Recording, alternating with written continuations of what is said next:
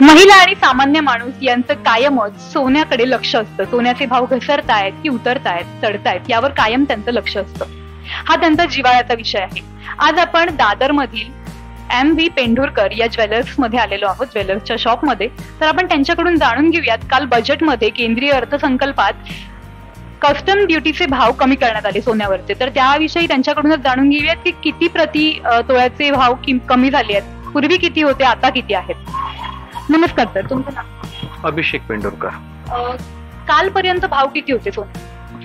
कालपर्यंत 72,400चा भाव होता आणि गेल्या 24 तासात इम्पोर्ट ड्युटी कमी केल्यामुळे हा 68,700च्या रेंज मध्ये आलेला आहे. चांदीचा भाव काय होता काल आणि आज किती? काल चांदीचा भाव 91,500च्या रेंज मध्ये होता, जो आज 88,000च्या रेंज मध्ये आलेला आहे. प्रति तोळ्यामागे किती कमी झालाय भाव? प्रति तोळ्यामागे सोन्यामध्ये जवळजवळ 3,500 ते 4,000चा डिफरन्स आलेला आहे आणि चांदीमध्ये बघायला गेलं तर बऱ्याच अंशी 4,500 ते 5,000चा डिफरन्स आलेला आहे. सामान्यांना याचा कसा लाभ होणार आहे? गेली 10 वर्ष आम्ही केंद्र सरकारकडे हीच मागणी करत होतो सुवर्ण व्यवसायातर्फे की इम्पोर्ट ड्युटी कमी करण्यात यावी, पण उशिरा का होईना सरकारने आमची हाक ऐकली आणि सामान्यांना दिलासा देणारी गोष्ट अशी आहे की आता निदान इम्पोर्ट ड्युटी कमी झाल्यामुळे काहीतरी कुठेतरी एक सवलत आली, काहीतरी सोन्याची किंमत कमी झाली हे लोकांना कळेल. की पूर्वी लोकांना असं वाटत होतं की अरे बापरे, सोन्याचे भाव एवढे महाग झालेत की आता सोनं घेणं शक्यच नाहीये. पण निदान सामान्यांमध्ये हा शब्द असा फिरेल की आता सोन्याकडे आपण गुंतवणूक म्हणून पर्याय बघू शकतो. एक कस्टम ड्युटी म्हणजे सामान्यांना काय सांगाल, नक्की काय कमी झालं?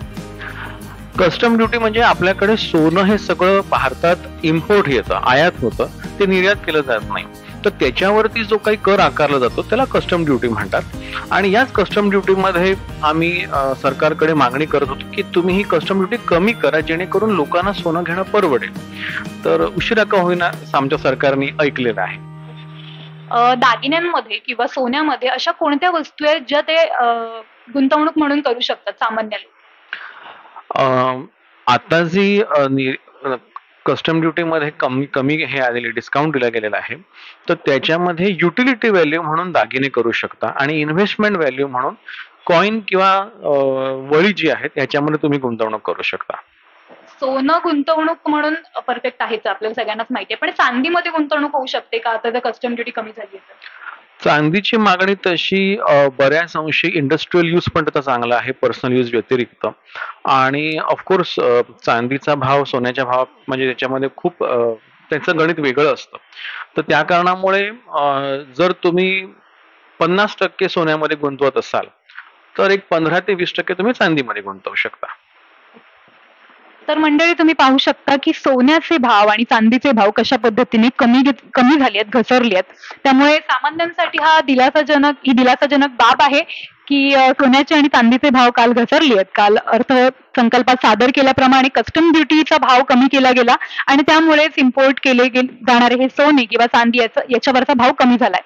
त्यामुळे आता सामान्य लोकांसाठी दिलासाजनक बातमी आहे की ते लवकरच सोना किंवा चांदी या गोष्टींकडे गुंतवणूक म्हणून पाहू शकतात. साक्षी पाटील, लोकल 18, दादर.